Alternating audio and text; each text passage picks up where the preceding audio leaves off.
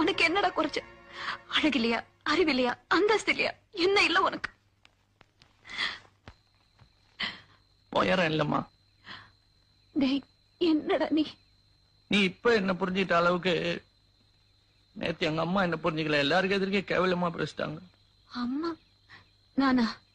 என்ன சொன்ன? சொன்னேன். என்னடா சொன்ன? ஞாபகம் இல்ல. எனக்கு ஞாபகம் இருக்கு, ரொம்ப நல்லா ஞாபகம் இருக்கு. முதலாளி கிட்ட சொன்னேன், வின்சென்ட்டுக்கு என்ன குறைச்சது?